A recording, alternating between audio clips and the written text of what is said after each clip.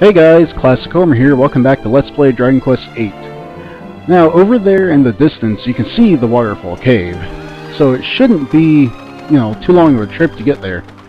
But I actually have a lot of things I want to go around and explore today.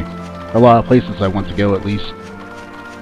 First of all, when I come over here, there's a treasure chest you can find on the overworld. And it should have... Actually, I have no idea what it should have. It should have nothing because it's locked. Awesome! Yeah, I didn't actually, open any of the treasure chests I found. I just found them and kept in mind where they're going to be. Now, these guys, I showed them off before, but while grinding, I actually found out that they have the sap spell, which reduces your defense, I want to say, by like a fourth or half. So that can be a pretty big problem. So I would recommend killing off those capsicums, or however you pronounce it, first before you worry about other enemies. And I think last time I said that I thought I'd found all the different enemies in the area. Oh, I was wrong. Yeah, there's actually a lot more enemies around than I'd found before. Well, I suppose not a lot. I ran into 2 new types of enemies while grinding, and I'll show a battle with them if I run into them or not. If not, I'll explain what they are later. I'm almost certainly going to find them though. And another thing I should point out is that in the video description I'll have listed my equipment and skill setup, and my basic plan with these 2 characters is to send the hero down the path of getting sword and courage. Yeah, the hero's going to be going down sword, courage, with the tertiary skill spears, mostly because boomerangs and fisticuffs don't matter for him. And for Yangus, I'm going to be focusing on axes and fisticuffs, with the tertiary and scythes. Now I think it was over here. There should be a treasure chest in this area. There it is. Don't know if I can open this one or not either. Ah, I can. Oh cool, boxer shorts. That should be a new piece of armor for Yangus. Oh, forget that puts it right in the bag.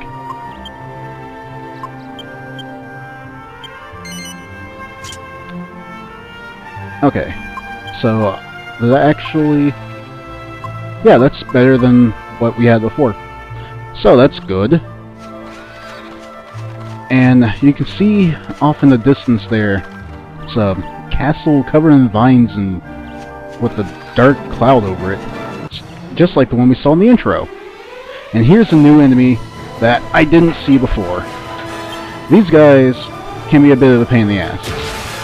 Now, I normally psych up to attack them because I'm pretty sure that if you don't, your attacks do practically nothing. Like 1 or 2 damage, and it's not a recommended thing to try and attack them head on. Not without at least psyching up first. And now you see, of course, they have the frizz spell that does not quite 10 damage to a character. So that's how you take care of those guys. Just do a quick psych up and smash them. Now, after every level after 4, that's not even saying it correctly. From level 4 and on, your characters will get skill points. And I see Yangus got 3 here, and I sort of messed up at first. I put a couple points in the sides. And so, to compensate for that, I actually want to put enough in the sides that he'll get the first skill. Unfortunately, I need to look it up, so I'll be right back. Wow, never mind. According to the guide I just looked at, I won't get anything for putting points on the sides until I put 12 in there. So I'm not going to worry about that for the time being. I'm just going to put points into fisticuffs. And there, Yangus actually gets a 5-point bonus when he isn't equipped with a weapon. Or attack and all that. So you see his attack is 24, and if we remove the club, it goes down to 22. So, currently, it's still better to leave him with the club. that will probably change maybe the next time Yangus levels up. Now, the reason he put points into Fisticuffs early is because Yangus gets a couple skills with it that are really helpful. And here's the other enemy I ran into while grinding. The Satyrs, or Satyrs. I don't know if they actually have anything special. Oh. Well, there you go. They have a special move that puts your characters to sleep. I know there's another thing that they can do, or at least another cousin of theirs can do, where they'll turn red, get angry, and I think they double the damage they can deal. So, they're not too big a deal. I suppose if you run into them, you might want to kill them quickly just so you don't get put to sleep. I thought there was supposed to be a scene that activated when they came over here, but maybe it's for another time. I mean, you see there's an archer monster over there, just like the axe-wielding maniac dragon we saw. You probably want to stay away from him. The enemies you find... and Homer just got to level up to level 5. Now, what I was saying before is that the enemies you find standing around the overworld tend to be a lot more powerful than the ones you'll get into random battles with. Now, I put points on the swords. I want to put just enough that I get the attack increase, which will be at 4 points. Then after that, I want to be focusing on courage until I get the first rank up in that. So there we go. I can now do more damage with my basic weapon. And pretty much any other weapon I'll be getting for a while. I was hoping there was a treasure chest over here, but probably isn't. So basically I came all the way out here just to get Yangus some better underwear. And in that fight I ran into more of those speared together pepper enemies, the Capchisms, or I'm horribly mispronouncing that and someone's going to call me out on it.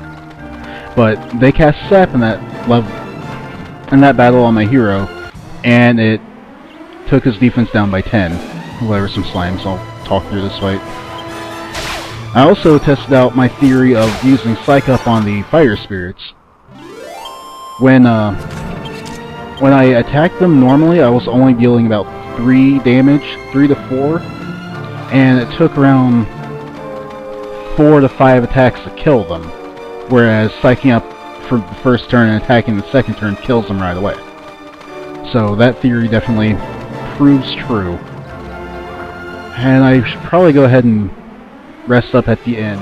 Yeah, I want to rest up at the end to get my MP restored. It's going to be a long trek to get to the cave and through it without, dying. And at this point, my characters are hitting so hard they're one-shotting most of the enemies.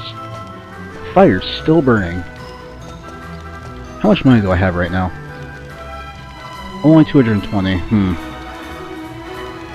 was hoping to be able to invest the money in getting a better weapon or something. But the one I'm thinking of costs a lot, so I won't be able to do that.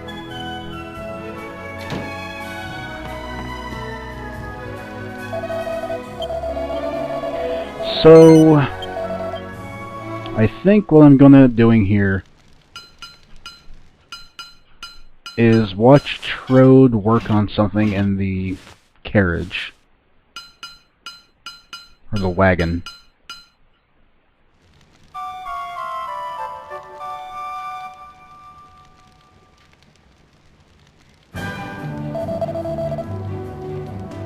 Okay. Now what I think I'll probably do is buy Yangus a better shield. More than likely. Yeah. Sounds like a good idea. There, maybe getting a better weapon. But in any case, I think I'll call this video quits here. And next time, we'll start our expedition out to the waterfall cave and hopefully not, find ourselves in a pinch, dying miserably. It might even be recommended that I get up at least another level before leaving. Out of there, spend some money on more medicinal herbs to give the Yangus. That way he can heal in battle too. Alright, well, it's classichomer signing out. See you guys next time.